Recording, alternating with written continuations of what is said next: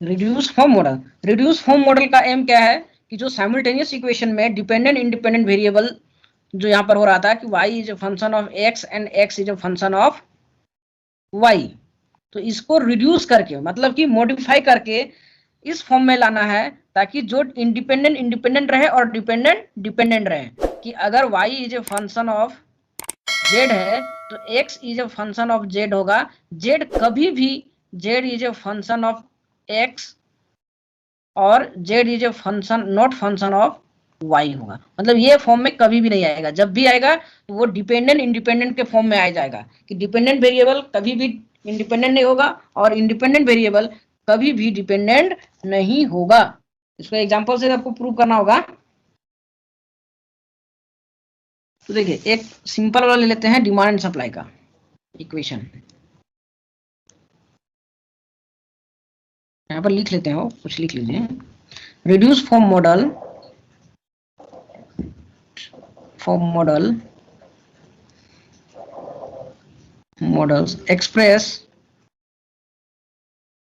express endogenous variable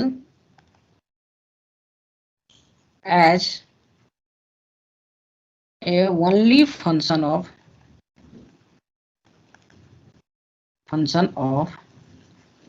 exogenous variable.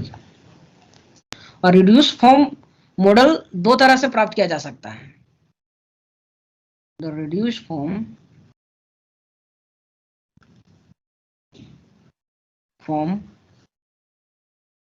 of any model can be obtained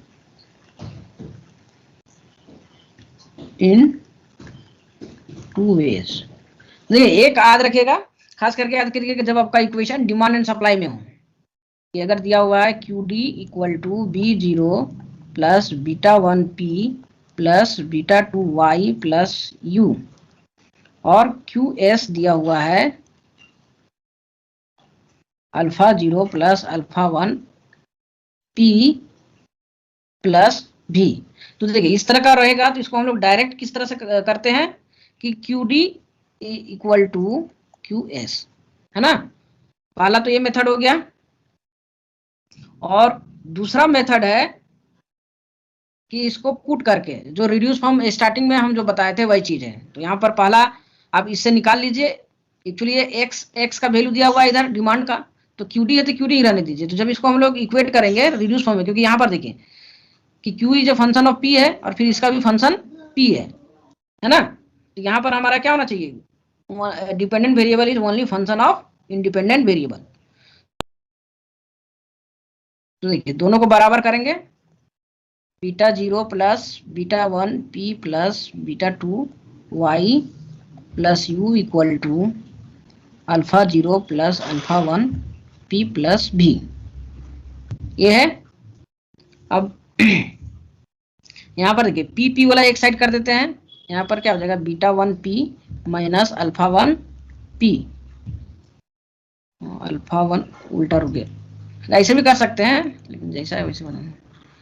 इधर हम लोग ले लेते हैं B zero plus beta two Y plus U और इधर से minus alpha zero minus V equal to alpha one P और इधर वाला पी ले आएंगे माइनस बीटा वन पी, किसी एक फॉर्म में करना होगा।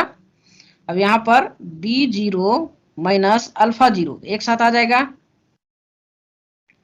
प्लस बीटा टू वाई एक जगह पर रहेगा और ये एरर टर्म को एक जगह पर लिख लीजिएगा और यहाँ पर p कॉमन आ जाएगा तो alpha one minus beta one और p इक्वल टू किस फॉर्म में आ जाएगा, beta zero minus alpha zero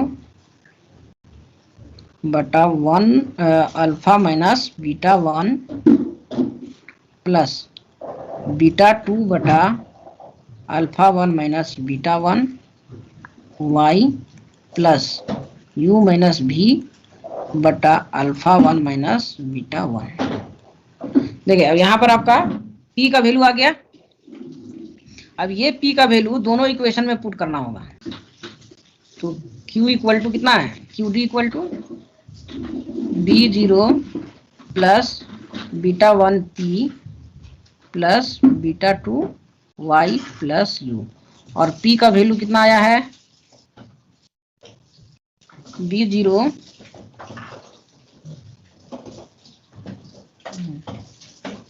B0 minus alpha 0 बटा alpha 1 minus beta 1 plus beta 2 बटा अल्फा 1 माइनस बीटा 1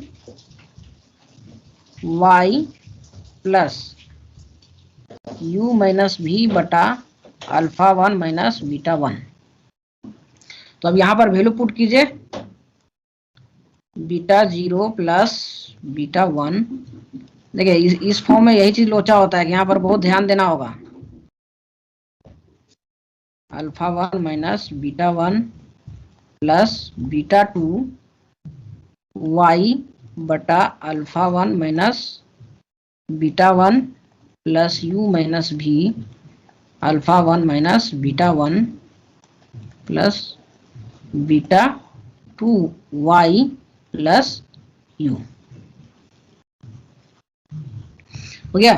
अब यहाँ पर देखिए अल्फा नीचे सबका बेस सेम है, तो इसको हम लोग पहले सिंप्लीफाई कर लेते हैं कि बीटा 0 प्लस यहाँ पर 1 बटा अल्फा 1 माइनस बीटा 1 कॉमन ले लिए और इसको मल्टीप्लाई कर दिए, तो beta 1 B0 minus beta 1 alpha 0 plus beta 1 beta 2 Y plus beta 1 U minus beta 2 V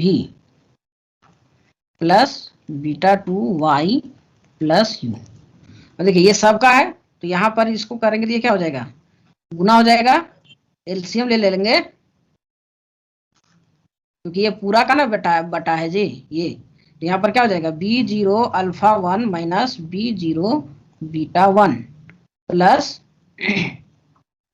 यहाँ पर beta 1 B0 minus beta 1 alpha 0 plus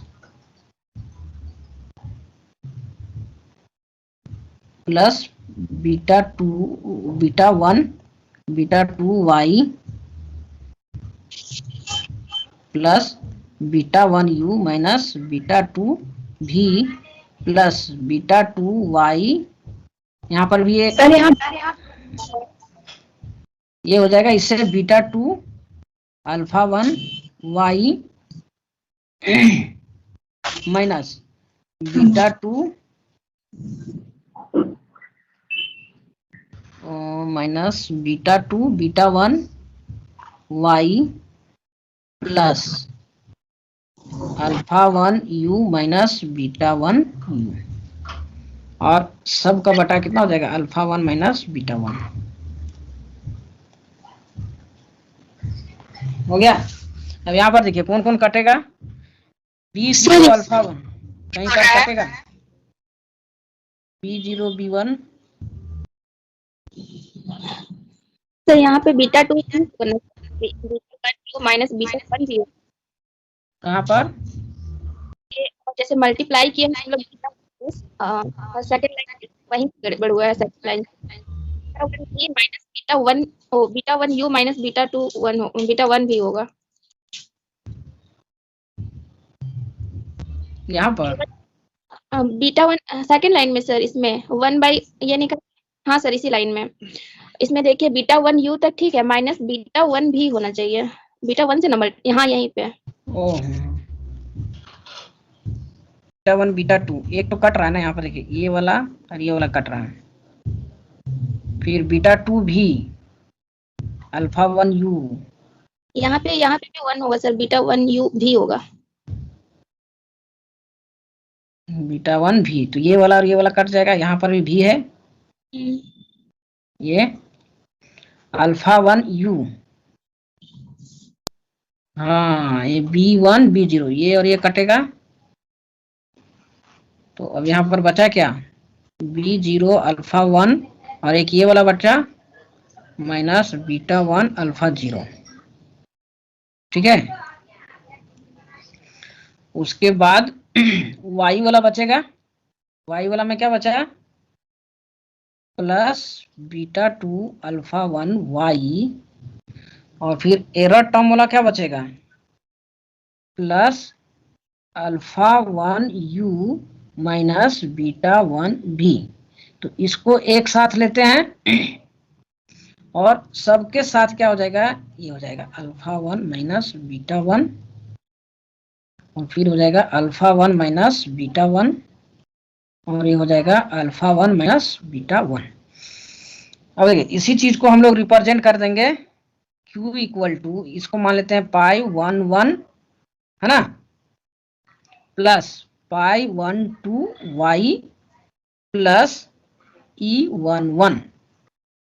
तो अब ये देखिए ओएलएस के फॉर्म में आ गया हमारा यहाँ पर, Q equal to pi 1 1 plus pi 2 1 2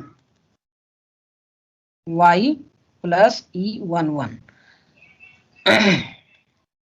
अब देखिए Q is a function of y हो गया यहाँ पर, तो पहला इक्वेशन हमारा ये आ गया। अब दूसरा में जब हम पुट करेंगे तो आप लोग घर में पुट करके देख लीजिएगा, किसमें, S वाला में।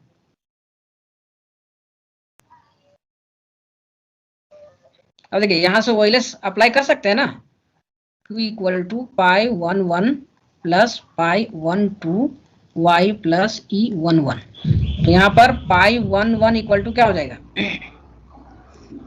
Q bar minus pi 1 2 Y bar, यही ना होगा जी।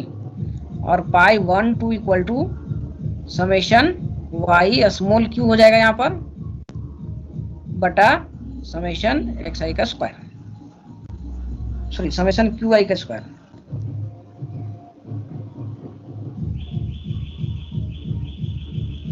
क्यू एस स्क्वायर, तो इसका वैल्यू निकल जाएगा तो इसका भी वैल्यू निकल जाएगा आराम से। इसको और एलोबरेट होता है कि अब यहाँ पर देखिए ये चीज, यहाँ पर पीछे जाइएगा तो alpha 1 B0 minus alpha 0 beta 1 बटा अल्फा 1 माइनस बीटा 1, फिर पाई 1 2 इक्वल टू बीटा 2 अल्फा 1 बटा अल्फा 1 माइनस बीटा 1। तो देखिए इस तरह से इसको साइमल्टेनियस इक्वेशन से इसको सॉल्व कर लेते हैं हम लोग, है ना, कि जब पाई 1 2 2 पाई 1 1 का वैल्यू निकल जाएगा तो ये भी हमारा आसान हो जाएगा। Now can apply OLS estimator.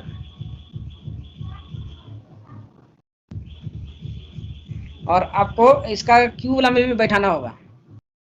अब देखिए यहाँ पर P वाला को भी, जो हमारा P वैल्यू आया था, P इक्वल टू कितना आया था, ये इसको भी आप पैरामीटर के टर्म में आप कर सकते हैं कि इसको P इक्वल टू, ये आपका आ जाएगा P पाई 1 0 दे दीजिएगा, इसको जो भी दे दीजिएगा उसको फर्क नहीं पड़ता है, आपका नोटेशन सही होना चाहिए। पाई 1 0 प्लस, या फिर इसको पाई 2 दे दीजिए, ज़्यादा अच्छा रहेगा, 1 वहाँ दे दिए ना, इसको यहाँ पर पाई 2 1 पाई 2 2 वाई प्लस इसको U2 2। तो फाइनली आपके पास दो इक्वेशन आ गया। अब दोनों इक्वेशन को सेपरेटली अगर हम एस्टिमेट करेंगे तो यहाँ पर सारा चीज क्लियर कट, सबका ओरिजिनल स्ट्रक्चर पैरामीटर जो है वो एस्टिमेट हो जाएगा।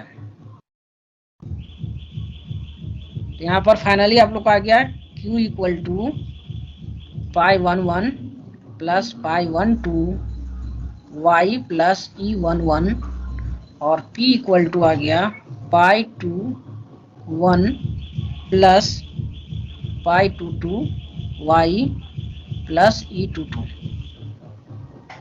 ना। तो यहाँ से भी पाई 2 1 का वैल्यू निकाल सकते हैं और यहाँ पाई 1 का वैल्यू, दोनों को सेपरेट। और यहाँ पर pi 1 1 equal to alpha 1 B0 minus alpha 0 beta 1 बटा 1 अल्फा 1 माइनस बीटा 1, फिर pi 2 1 equal to B0 minus alpha 0 बटा अल्फा 1 माइनस बीटा 1, फिर पाई 1 2 इक्वल टू कितना है, बीटा 2 अल्फा 1 बटा अल्फा 1 माइनस बीटा 1, और फिर यहाँ पर पाई 2 इक्वल टू बीटा 2 बटा अल्फा 1 माइनस बीटा 1, और फिर E11 इक्वल टू कितना गया, अल्फा 1 u माइनस बीटा 1 भी बटा अल्फा 1 माइनस बीटा 1, और E22 equal to u minus भी बटा अल्फा 1 माइनस बीटा 1।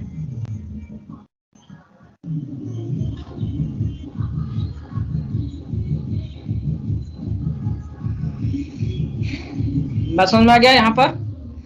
अब ओएलएस का देखिए सारा वैल्यू को पैरामीटर एस्टिमेट कर देंगे तो यहाँ पर साइमल्टेनियस इक्वेशन मॉडल से आ जाएगा ना, कि B0 के रिस्पेक्ट में निकाल लेंगे, B0 इसका B0 से करके इक्वेट करके साइमल्टेनियस इक्वेशन मॉडल से हमारा सारा पैरामीटर निकल जाएगा। पहले हमारा ये ओएलएस के द्वारा ये निकल जाएगा, ये दोनों, फिर इसका और फिर इसका, उसके बाद इसका कॉम्बिनेशन मिलाकर हम लोग यहाँ पर निकाल फॉर्म रिड्यूस फॉर्म पैरामीटर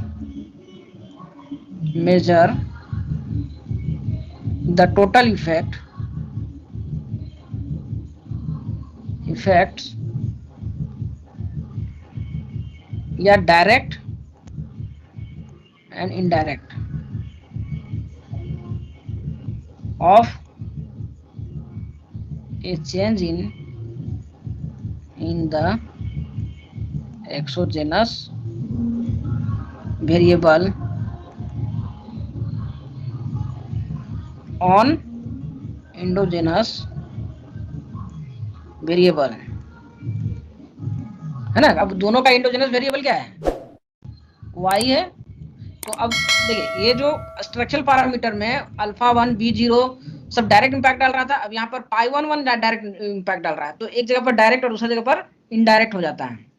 जैसे यहाँ पर पाई 1 मेजर कर रहा है क्या, direct effect of income on demand, और दूसरा y शो कर रहा है कि डायरेक्ट इंपैक्ट डाल रहा है किसका, उसका प्राइस पे, ठीक है।